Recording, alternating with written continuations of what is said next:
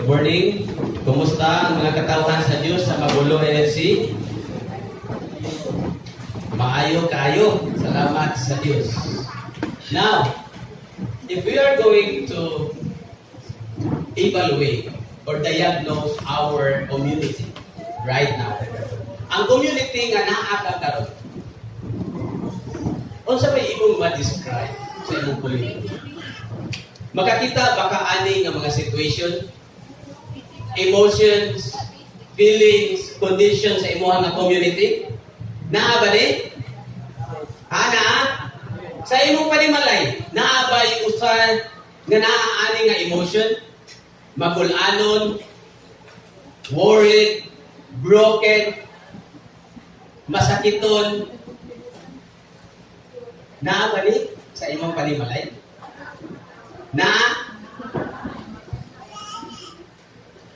Kung ang mga tao na sa kabalaka, when people are broken, worried, grieving because of sickness and death, when people are in extreme poverty, where do they go to get a tangible help? Asa man ang mga tao mo ato? Kung naa sila sa grabe nga kalisod, naa sa balatian, naa sa kamatayon, usa sila mga loved ones namatay, nakuputang sa ospital, asa man ang mga tao mo ato aron makakuha o hinabang? Asa? Sa silingan? Sa 5-6? Usually, kung ang mga tao naa sa problema, naa sa kalisod, naa sa balatian, lubog sa utang, naa somebody nga namatay, wa kay bawon sa ibuhaton, asa mangitag ibayad, usually, ang mga tao moadto sa Philippine Charity Sweepstakes Office. No? Moadto sa PCSO. Now, pila man ato dire karon, ayo lang kaulaw. Ngaling taya sa Lito kay 700 million na ang grand prize. Kinsa ning taya? Murag maulaw. Okay. Nganong mo ato man ta sa Lito? Nganong mo taya man kay 700 million na ang grand prize? Kay naa ang mga tao sa kalisod, as kabalaka, no? Dako na kaayo. Now, kung ang mga tao naa sa kagulaanan, naa sa ilang nga brokenness, naa sa ilang nga hopelessness, naa sa ilang extreme poverty, naa sa ilang balatian, ang ilang gikinahanglan dili PCSO, dili Philippine Charity Sweepstakes Office. Kung dili ang ilang gikinahanglan is a tangible touch from Jesus Christ. What they need is a tangible touch from Jesus Christ. Now, 4 Sundays from now is our 44th church anniversary. Kinsa may excited? Say amen! Amen! Kapag di mata excited sa anniversary, 44 years of God's faithfulness. Now, on the 3rd Sunday of October, we are going to celebrate our 44th church anniversary with the theme, Touching Lives for Jesus. Now, Touching Lives for Jesus is our vision of this church. Our vision is to touch lives for Jesus Christ. O karon sa atong anniversary, we are going to do that. Now, maggawas ta, and we will touch lives for Jesus Christ. But my question is, how can we practically do it? How can we practically touch lives for Jesus Christ? Now, if people in our community are grieving, if the people in our community are in extreme poverty, are worried, broken, hopeless, ang ilang gikinahanglan dili Philippine Charity Sweepstakes Office. Ang ilang gikinahanglan is the tangible touch of Jesus Christ. Now, unsaon na to ni paghimo? And we can practically and tangibly touch lives for Jesus through PCSO. Ha? Mag-PCSO ta? Yes! We will do PCSO during our church anniversary.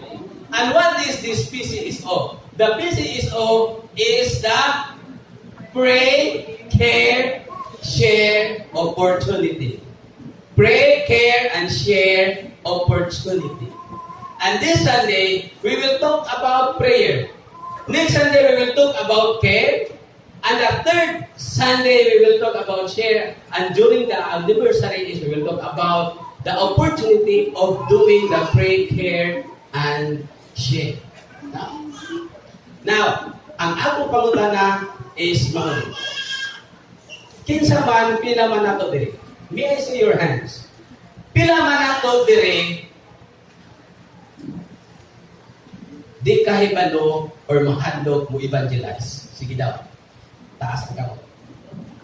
Mahadlok mo evangelize or di ko kahibaw pastor mo evangelize. Okay, 1, 2, 3, 4, 5, 6, 7. Okay, pitura. So meaning, daghana to, mula ka for evangelism.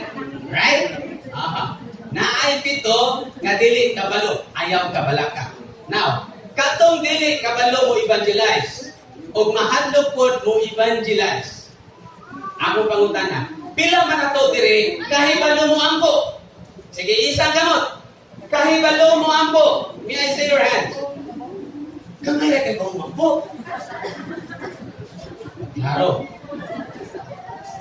Ha? Kaya atong usbon itong mensahe. Gamay ra kabog mga kumampo. O sa pulpi, kinsa man nato kabalo mo ampo. May I see the hands? Okay. Majority of us know how to pray. Now, if you know how to pray, this message is for you. You can do pray, care, and share opportunity during our anniversary. If you do not know how to pray, don't worry. This message is still for you. And still God can use you to touch lives for Jesus Christ. Now, I believe that prayer touches lives. Uyuga ko na yung tapat din na siya. Prayer touches lives. Prayer touches lives. O sa passage nga itong gibasa a while ago, God wants us to intentionally. God wants us to become more intentional in prayer. Kung sa nga prayer, this is intercession. I'm talking about prayer to other people. I'm not talking about prayer sa imuhang kaugalingon. I am talking about intercession, praying for others. God wants us to become more intentional sa atong pag-ampo para sa uban. Why? Because prayer touches and transforms lives for Jesus Christ. And brothers and sisters, this morning, let us intentionally pray for others. Why? Because prayer touches and transforms lives for Jesus Christ. Uyugan ang imuhang kapad. Ingna siya. Let us intentionally pray for others. Because prayer touches and transforms lives for Jesus. Why do I say intentional? Nga naman, mauni daghang sala sa mga Kristohano. Doon na isabati mo doon, sister, brother, kanang please, iambok ko kay mo ni bla bla bla bla. Oh, sige, iambok ka. I-apil ka sa akong prayer. Pag uli sa balay, nahuman na lang kung ibang buwan, huwag yun maampunin. Yung sa may makarelate yan, ha? Ha? Daghan mo yun. I-apil ka, i-pray ka. Ay, kabala ka, brother, sister. I will pray for you. Pero, ning, uli sa balay, nahuman ang adlaw, huwag maampunin. Pag sunod kita, mauwaw na kay, mangutan na kung kumusta ang di-pray kay, huwag man nag-aampo. Now, God wants us to become more intentional. Meaning, we will do it intentionally and right away. Now, And this is my practice right now. I will not tell these things kung wala na ako ni ginabuhat. By the grace of God, I am trying to do it. Nga, kung naay magsingon niya, Pastor, pwede ko na mo i-pray. Diha dayon mag-ampok ta. Kaya kung di ta kay ampok, diha dayon ulit ako ba, malimtan ka, di na ka maampok. No? So God wants us to become more intentional in our prayer. So, this is not a new strategy. The prophets in the Old Testament are doing pray, care, and share. The apostles in the New Testament were doing pray, care, and share. And Jesus Christ in His time, He did also pray, care, and share. Many passages. Makita niyo nga si Jesus Christ. Naghimo siya pray, care, and share. The apostles, naghimo sila na din pray, care, and share. And the prophets were doing it also. God wants us to intentionally pray for others because prayer touches lives for Jesus. Prayer touches lives for Jesus. And many times, atong ma-underestimate ang prayer. Kung ang tao na sa crisis, usual nga i-provide sa tao is the physical health. Tama?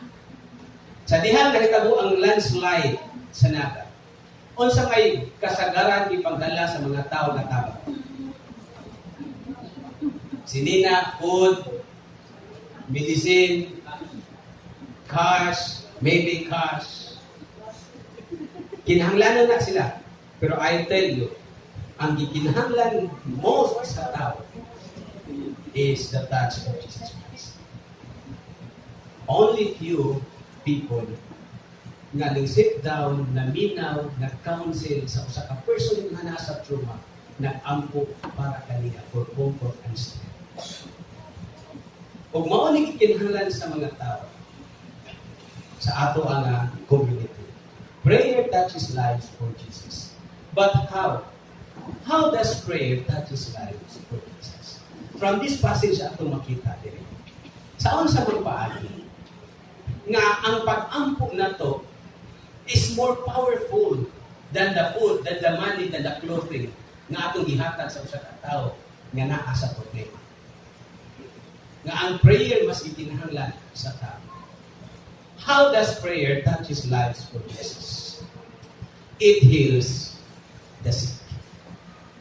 Muayon ni sa balatian. In verse 33, it says, there he found, now it was Peter. Ning ato siya sa Leyda. Aron pag-visit sa mga Kristohanon dito sa Leyda. Pag-abot niya dito sa Leyda, he found a man named Aeneas. Now, si Aeneas possibly one of the converts, one of the believers, one of the followers of Jesus Christ in Leyda.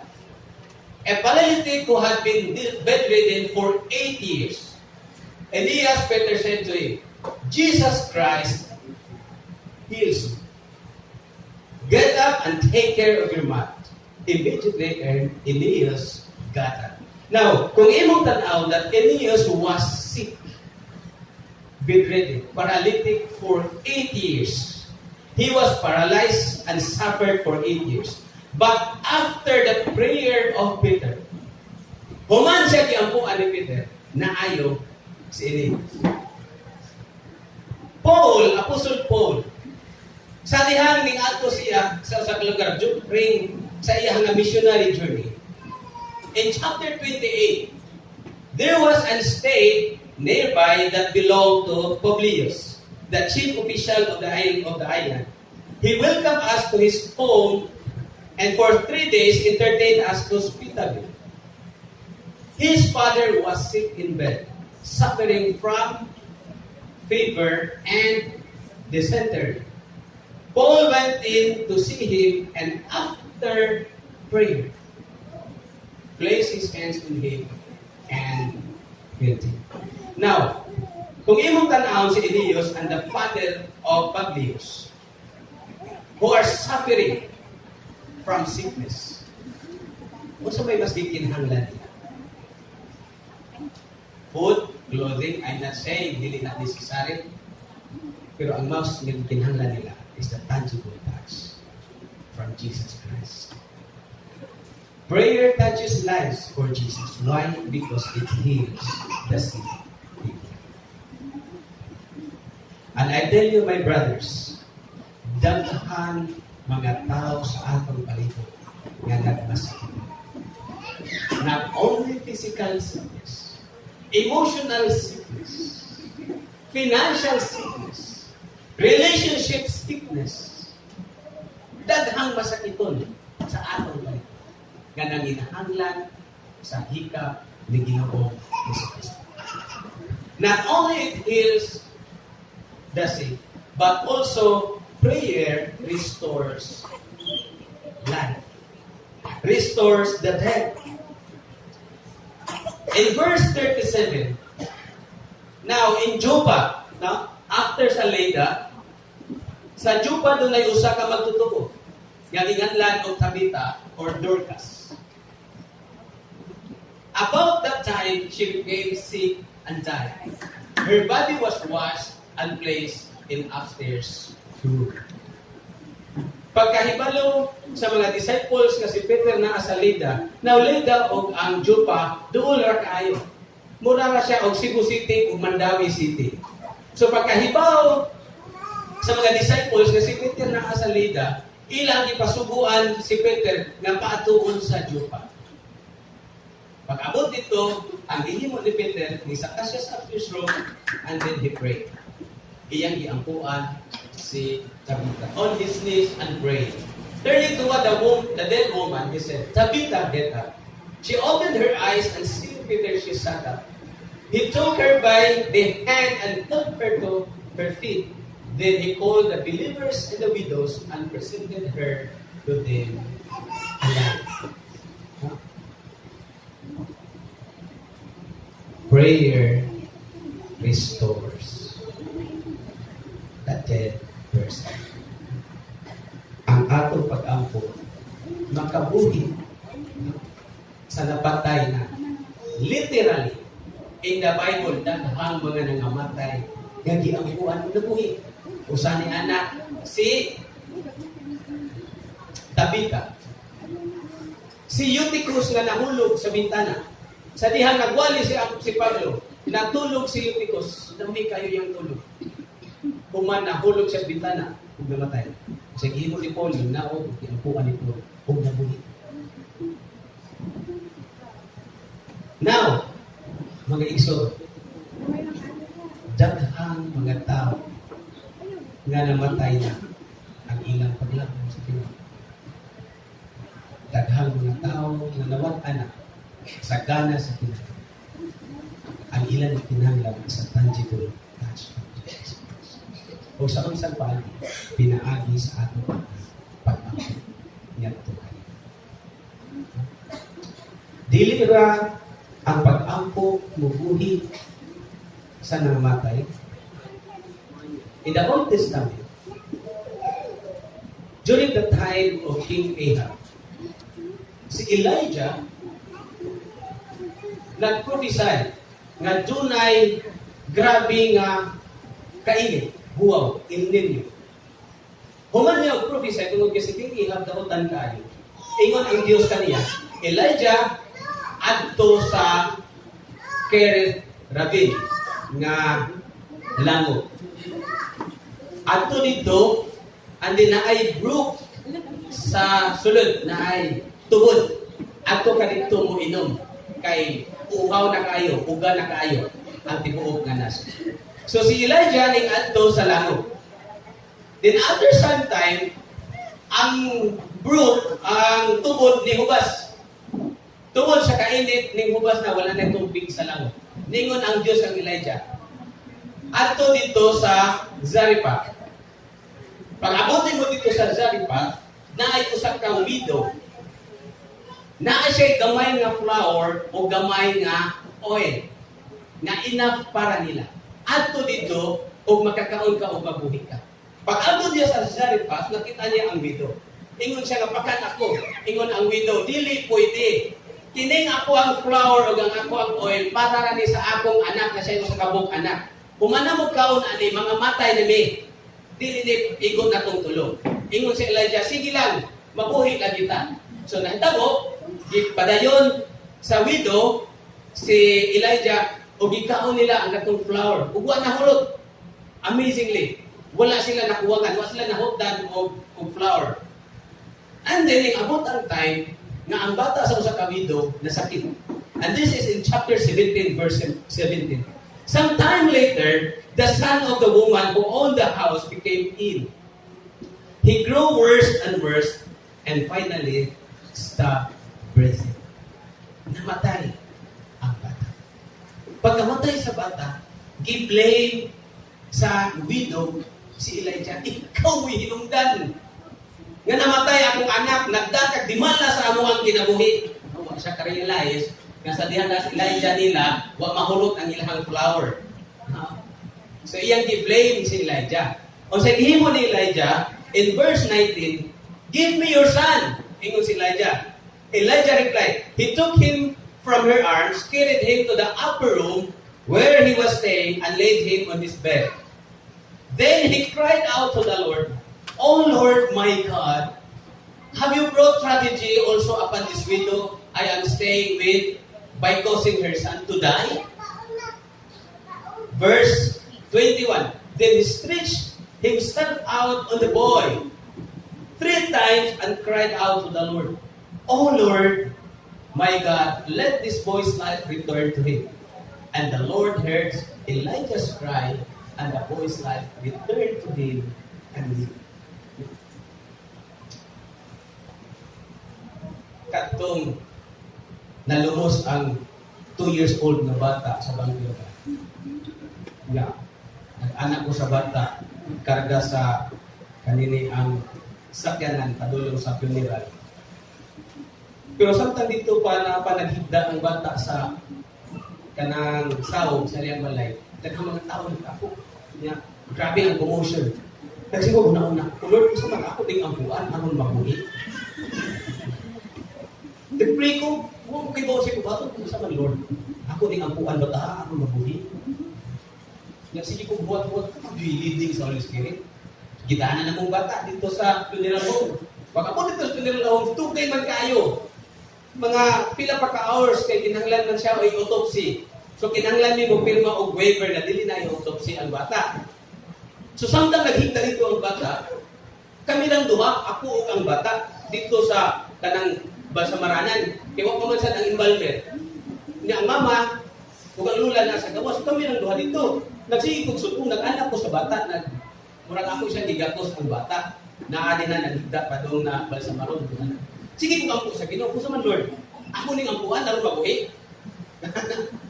Later on ako na-realize, iwa man yun, wasa ko mag-ampo nga buhiya. Kaya iwa man yung conviction nga pag-ampo. Later on ako na-realize, adik dito kapabuton sa Ginoo. Kaya kung ako itong giampuan, nabuhi ang bata. Basig inigawas na ko, nikato na ko sa area, basig ang mga tao, mangluhod na ko.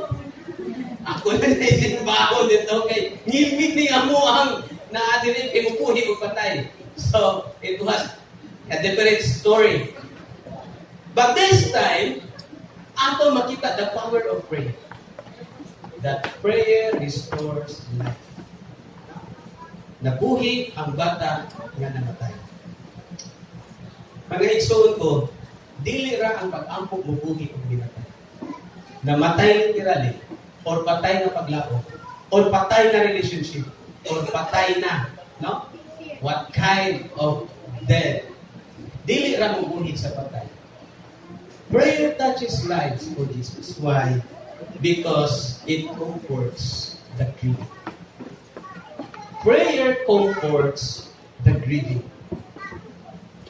In verse 33 of Acts chapter 9, there he found a man named Aeneas, a paralytic who had been bedridden for 8 years.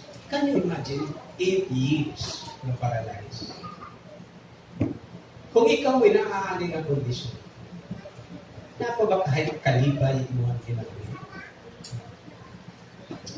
Now, Aeneas was suffering. He suffered for 8 years. But he got comforted after the prayer.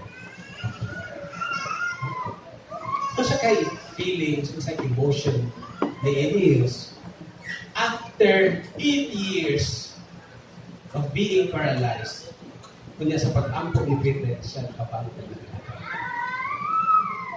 Sa dihang namatay si Tabitha. Si Tabitha, known siya ako sa kamaayo na magtuto. Sige siya tabang sa mga pobre. Unya, nanahi siya o mga sinina iyang ipanghatag sa mga magtutuo. Sa dihang namatay si Tabitha, grabe nga kaguol sa mga tao nga iyang gitabangan. In verse 39, Peter went with them, and when he arrived, he was taken upstairs to the room. All the widows, take note, all the widows stood around him, crying and showing him the robes and other clothing that Dorcas had made while she was still with him. Pagsulod ni Pedro, ang mga widows grabe nga hilap. Nagdala sila sa mga sinina nga hinimo ni Dorcas. Ilang ipakita ni Peter. They were grieving. Grabe ang hilap. But they got comforted after the prayer of Peter to Tabitha.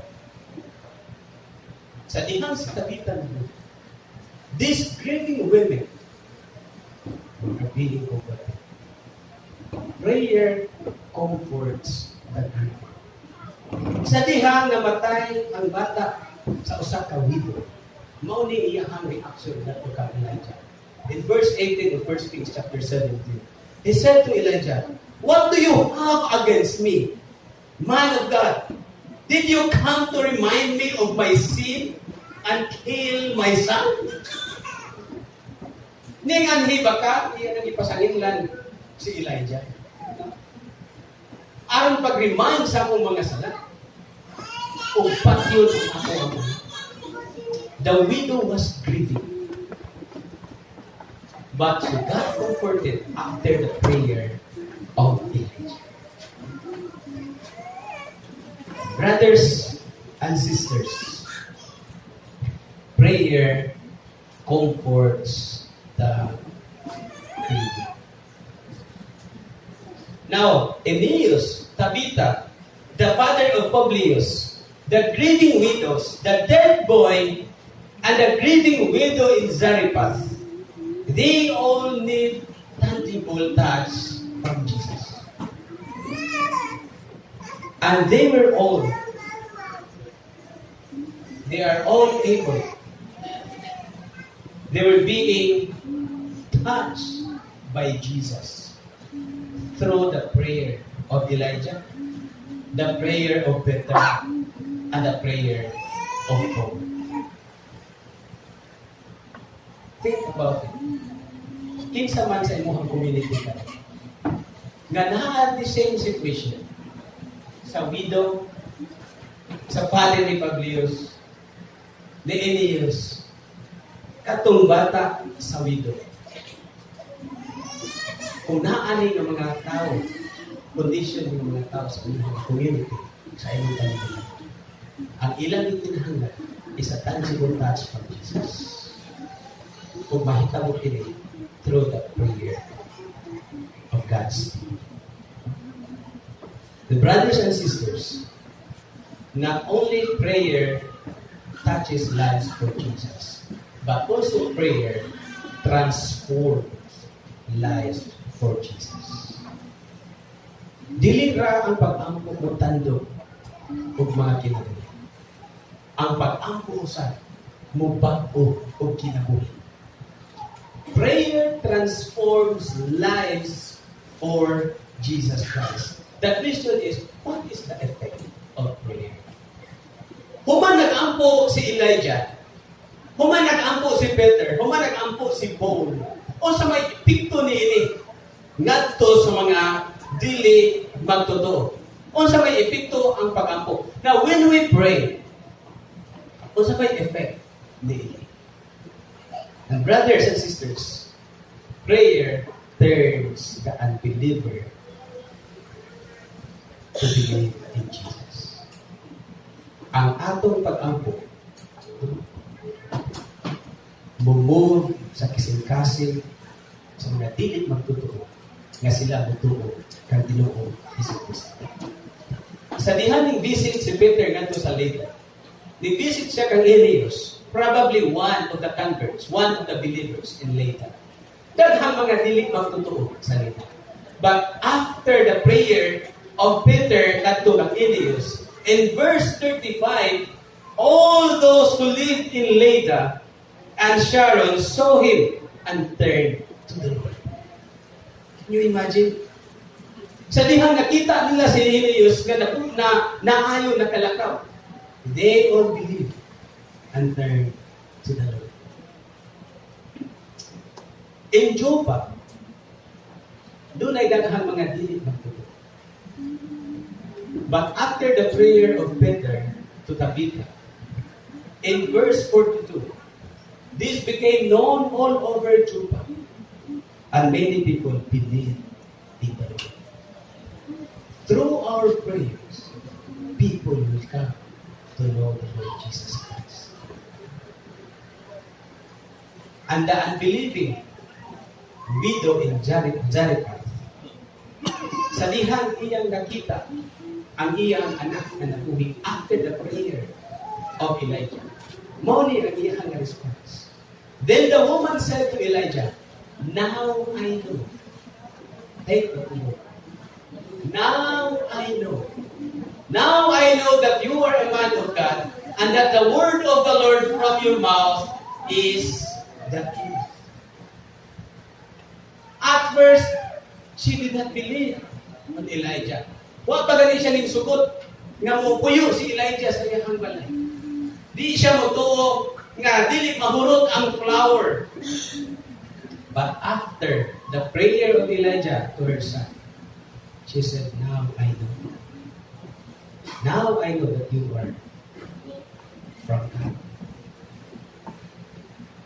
The unbelieving people in Lydda, in Sharon, and Joppa, and the unbelieving widow in Zarephath turned to the Lord when they saw the power of God through the intentional prayer of Elijah, Peter, and Paul. Mga igsoon ko, doon ay daghang mga tao na dili ito. Apan sa dihang ilang makita ang dako sa pagkakas. When we intentionally pray, then they will do. The problem, many of us Christians today, we don't believe in our prayers. Muna problema sa dagang mga Kristohano. Mag-ampo ta, pero kita mismo nga nag-ampo, murag nagduha-duha, huwag ta nagtuo nga tumagon sa Ginoo sa kanila. My mentor, si Pastor Dan Castillo, every Sunday afternoon, mugawas na sila mag-pray, care, and share. Kabaw mo sa ilahang approach, inikawas sila sa community, moingon sila nga, good morning, ikalmi sa Bulacan Baptist Church. Niami din hikaron kay ganahan na mo mahibawpan, kung tubagon ba yun sa Ginoo among pag-ampok. Niami kay ganahan may mo ampok, di mo na pa kay ganahan ipa-pray. Di ba nakadakong challenge? Na kung dili tubagon sa Ginoo ang imong pag-ampo, inibalik din mo ingon kasi mong ipon, ay, di mo na tinoday niyo ang Ginoo, kaya man itubag imong prayer. Pero ang sa ilang ginahimo, after nila kuha sa concerns, ilang ang buwan. Kuhaw nila ang concern. And within the week, every day, ilan ang ludhan, Lord, please, tubaga ang concern. Ani, among giampuan, among gipamilya. And then after a week, bubalik sila, kumusta ang atong pray? Gitubag pa sa akin. And many people believe. Mga igsoon, sa atong ministry dito sa tayo, daghang natandog ng mga kinabuhi through prayer. Pray, care, and share. Kini si Lovely o si Lisel. One Sunday afternoon, akong gidala si Jan, si Desiree, si Melchora, iko mag-pray, care, and share ka. So pag ato na mo sa community, sa area, kining duha, si Lovely o si Lisil, amo nakitaan sa hawan. Nasugatan lang na ako. Human, din sa hawan, nag-istorya pag human, kung ganahan ko nga mo bless din yun, naaba mo'y concern ako to pray before tamang lakaw. So din alang mi sa hawan, so nag-pray mi, nag-pray ko nila. Nag-pray mi tulog. That was Saturday. Pag Sunday afternoon, among outreach. Pag Sunday afternoon, ning apil ning duha og Bible study. Og unsa ilang gihimo? Ilang gidala si Geraldine. Og kini si Lovely og si Geraldine mao ang nagpabaptize pag June. Si Lisil tana pagpabaptize siya, pero wa ni sugod iyang bana night before sa baptism. So wa siya na. Nagsugod lang siya sa prayer dito sa hawa. Mao ni siya kanindot sa prayer. You can do it anywhere. Anytime. No? Kamuingon pa ka nga, sige, ako kang iangko. Dili mo iangko right away. Kung dili ka intentional, ay din yung malimtan na di mo siya.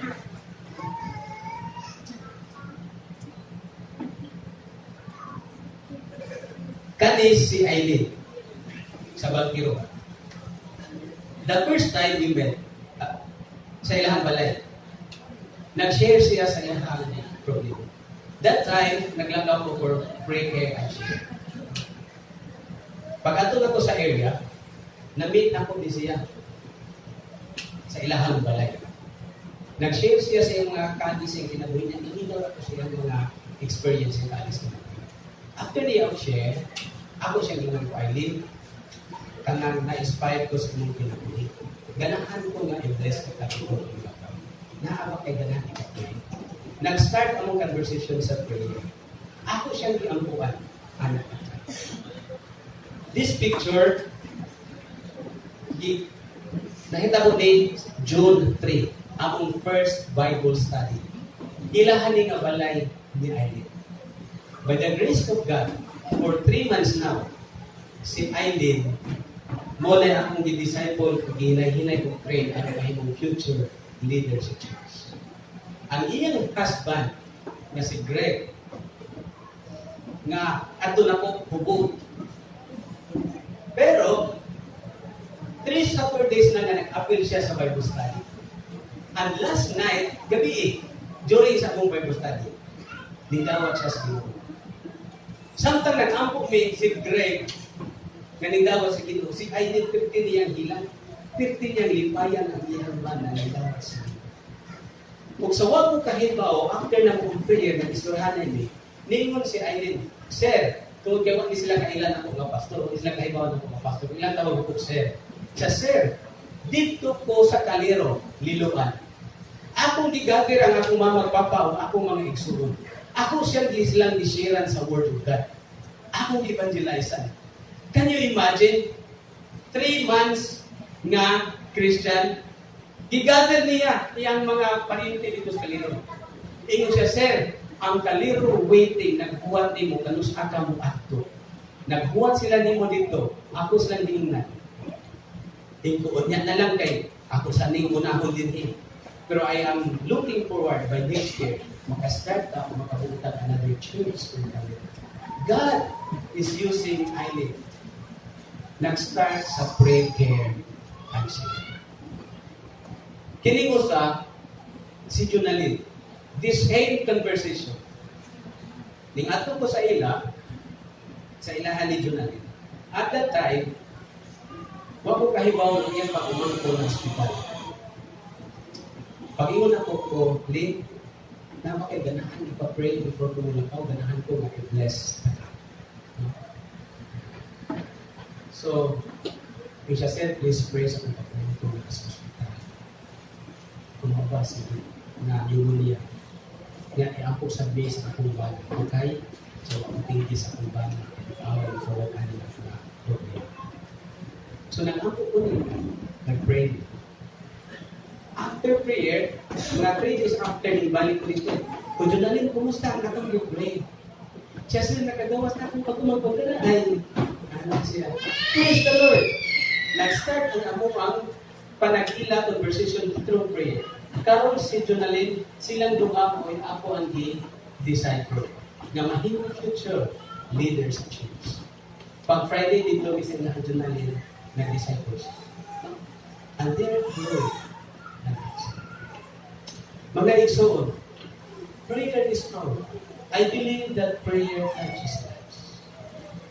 Ang ikinahanglan sa mga tao is intentional prayer. The touch of Jesus Christ. Kung makita mo din, we intentionally pray for others. Prayer touches lives and transforms lives. This time, I want you to hear a testimony from a person whom God transformed and also touched his life through prayer, care, and share. Before kining tawhana, wala tayo na ito magkiti nga nagsangyaw. Pero kung imong tanaw, this time, siya na nag-handle sa atong Bible study. This was a back-to-back Bible study dito sa Bangkiro. And John is going to share us his experience about prayer, care, and share. Unsa epekto niya personally, sa diha ng gawas din for prayer, care, and share, kung unsa epekto sa mga tao na nila. John?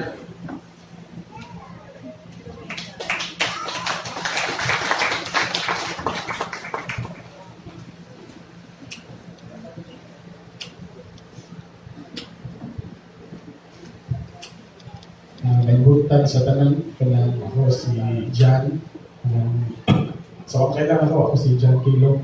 Kanang usa ako sa kanang kauban ko Lito sa pag nanahimong nisunod sa kanang kulhapon sa Ginoo dito sa kayo o wa ko magtuo nga kanang sa grasya sa Ginoo wa ko mag-expect nga dire ko padung na mo-share sa puno sa Ginoo in the first place. Ang ako yung gusto kay mahimong part sa music kay siyempre sa usa sa church planting, so kinahanglan sa church music. Wala ko kahibaw sa plano sa Ginoo sa akong kinabuhi nga lahi bihay ang linya nga gihatag sa Ginoo sa ako. So sa first na mo to, ang first area na mo mao babaha mapagino niya ni Kuya Lito. Pag first na mga ato dito, pero kuyawan ko, kanang isitan pa kayo, wala lagi maanad, dili sanay, kanang di ko rang lingkod ganit sa simbahan, kanang painit sa lubot, niya uli, mostly maor ginagawa. So nagsimba ko, maor ginagawa. So kanang sa first ato dito, pag ato na ko yun, siyempre bro, kuyaw pa. So nahitabo ito, kamera yung Alvin Nextoria, ato na humang. So after next Sunday, ang kuan ba sige lang kuan nga isunod ko nimo Lord ani kinahanglan ako jining buhaton kanang akong giampo sa Ginoo ya mao to nga nagplano mi Alvin nga naghawas gid to amo jud ipabaga among nga kay ato lang yung tuloy yun nga mahimaya ang Ginoo. So maganto mi time sa to nga padung na sila demolish. So lisudoy ka ng mo pagka ng time na to nga nagbasket na to sila. So amo jud kuan ni dool gyud nila ni Roland nila ni Mario. So amo silang gidool niya storya niya. Bukaso na nimo mo open sila sa mga problema nila. So almost tama na. So after that to amo silang giampuan. So nindot kay pamatik ba na kampo kasi ila ganit niya. Kato nga time, first time nila nga giingana ganit nga naituwa po para sa ila ha, na maminaw sa ilang sitwasyon. Ganit so, dako guys nagpasalamat pa. Dako kay pasalamat nila namo. Sa ako sang experience pero nalipay sa kubag. So ngali kiday, bro dili mabayran ang kalipay nga mahata ganit dili pabayran yung birthday kayo ang joy nga na-experience siya din namo nga naka-share mi, naka-ampo mi first, naka-ampo sa ilaha. O nga, first time sa to nga, na-encourage ko nga mula sa message, hinahinay na to nga, kay padadaw ni Kuya Lito sa message, bisa no, pagkasugod na to, nagkabalituwat, magkurog, murag sa gingon pangalbin, murag impirno sa loyo, hindi paningot na. Pero sa grasya sa Ginoo na human na gyud napadayon yan. Anton nga murag after ato, maka-message ka murag dito tong kay usab. Kana mo usab ba? So ang sa among misis dito sa balay namin silingan nga sila si Kuya Pat o si kanang Ate Marcel. So naglibog niya ito usaon na mong pag-approach sa ilaha pa nga ma-pray, ma-care, share sila. So tayo man ito, birthday ako. So among iplano nga amo silang i-invite sa birthday nga sila ra yun. So kadto dito amo silang i-kuan sa ilang mga pa-pray sa ilang mga person. So dito sila sa i-open sila nga problema. Dito sila ni-open dahil nga namaptos man siya sa ikalima nilang bata. Pero ang both nga pamilya nila, dili supak na gid kay ano, gawas na tiguang na ang laki, kunya daghan na kay bata gani. So nagplano gid sila to, giswayan nila og pakunit. Pero wala jud makakuan gani ang bata. So nag-ampog gid sila, paampog gid sila. Safe gid ang bata. Wala nila isabak gani sa side sa laki. So nagpaampo sila namo, nga after ato amo silang i-sharean sa pulis sa Ginoo, amo silang i-studyhan, i-open sa sila, nagpasalamat sila. Nga, nindot kayo ang ibuhat sa Ginoo, kay ano, mga after plakamas, nga padong na siya mga anak, na-timing sad kay namatay ang mama sa babae ni Marcel, so ilaga sila kana isla.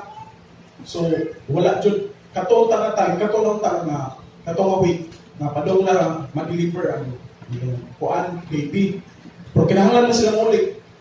So dito sa ilang isla, dito yun igawas ang bata. Pagbalik na rin si Kuya Pat, dito ulit ginamo na nangayon din siya pasalamat sa among mga pagampo.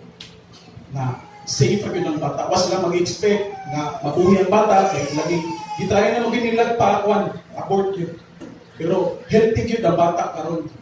Healthy, takbo. So nagpasalamat sila sa first time ko nila na ini-pray, na ini-care ba. So, grasya sa Ginoo yun ba. So, dako yun kaayo, kahimuan sa ako ang kinabuhi. Kaya karon nahimo na akong part, karon kay naaman ni na bago ng akuan karon which is ang babaha ng una, sunod pagkiruhan, o grasya sa Ginoo na sa ipo. So, gigamit ko sa Ginoo dito aron sa pag-pray, care, o sa pag-share. O encourage lang ko mata ko sa dili lang ako kay tungod nahimo kong part sa kana nahimo church counting, dili na excuse kay ako na ako diri ka mo na amo diha. So kitang tanan kay giluwas man ta sa Ginoo, obliged na to na mo pray, care, and share. Amen. Alright. Salamat. Uli na kanindot sa pray, care, and share. Kang ano, kung ato ka go for house to house, nagpingin ka mo, mag-evangelize ko, share sa Word of God. Daghan panirado ni mo. Kaya nga naman, di may anak, kaya kumirteron mi ninyo.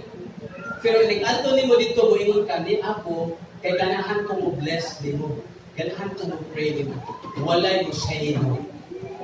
Sa among experience, wala din may bali-bali. Duha ang effect. Number one, ikaw mismo nga naghimo, ma-revive mo, encourage ka. Ang joy nga giingon ni John, mo grow ka personally. Ikaduha, ang effect sa person nga imo nga giampuan.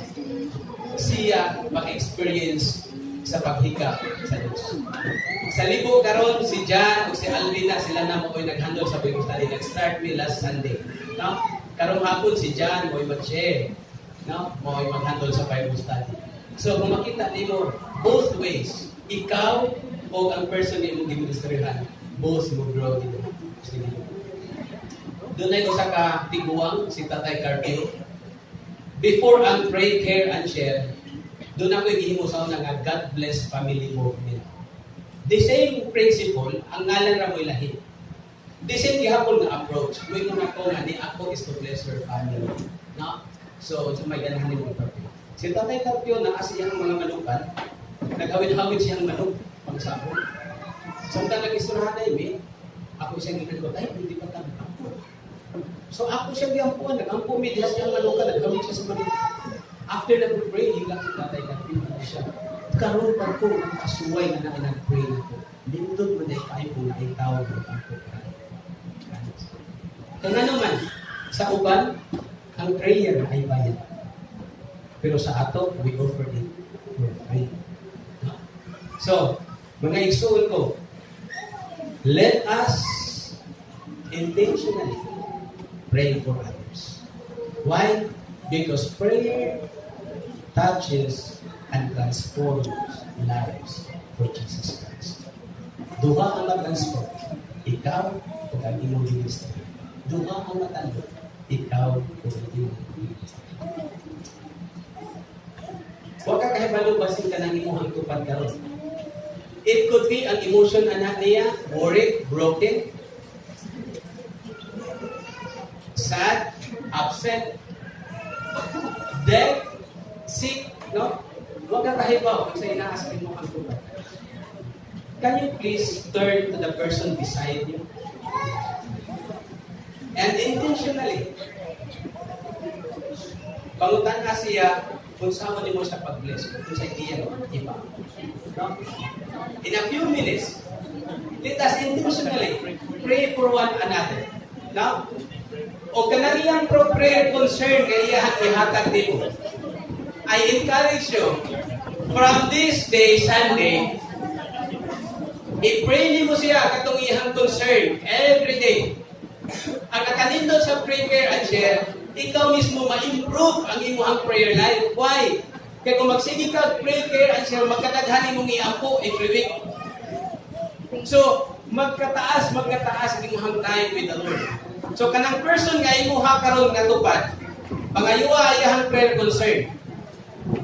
Pag anong po ay mo, ampuin siya right away. Then within this week, ilista ang iyang prayer concern, i-pray siya every day sa iyahan na concern. Okay? I'll give you a few minutes to do it. Father in heaven, we praise you and we thank you, Lord. We love you so much, Lord, because you first loved us. Thank you, Lord God, that at once we were being touched by you. And now, Lord, it's our time to touch lives for you through prayer. Help us, O God, to intentionally pray for others. Because we believe, Lord, that prayer touches lives. Prayer transforms lives. Tabangin ni Ginuyos na among kining buhat, not as part of the program of the church, kundi among buhat as part of our lifestyle. Because we love you. And we love to touch people's lives for you. Lord Jesus, salamat ka sa imong pagpanalangin ka. Among katibayaw, ang day, isimba ang anin. In the name of Jesus Christ. Amen. Unsay feelings nga nakaambok ka sa imong isikapa? Hey! Unsay feelings nga nakaambok ka? Dito? Dito sa amen. Kung dito? Amen. Unsay feeling nga dunay somebody na minaw nimo o nag-ampo para nimo? Di ba mas nindot? No? Mas nindot, mas comforting, mas uplifting. Kung dunay somebody na maminaw nimo attentively o mag-care nimo, pinaagi sa pag-ampo. No? Now, andam na bata nga magawas to pray, care, and share. Amen? Amen. Dili na natuwa to ng anniversary, saman. Ha? Andam na bata, di na ito magawa sa anniversary. We will do pray, care, and share. Ang mga igsoon, kung ato ni imong lifestyle pagkanindot ta, I tell you, inigsakay nimo sa bus, kanang imong katupad, chika-chikahon nimo, ang ending ninyong prayer, pagkaanindot sa piling. Imong dapat sa airplane, inig, before mo landing, nakaampo ka niya pagkanindot. No? So ato ning himuon, every day, daghang mga tao na naginahanglan ng pagtandog ni Jesus. No? Next Sunday, Pastor Ray will talk about practical care. Kung saan na to, pagpakita sa guma sa Diyos, ngadto sa uban pinaagi sa pagkita. Okay?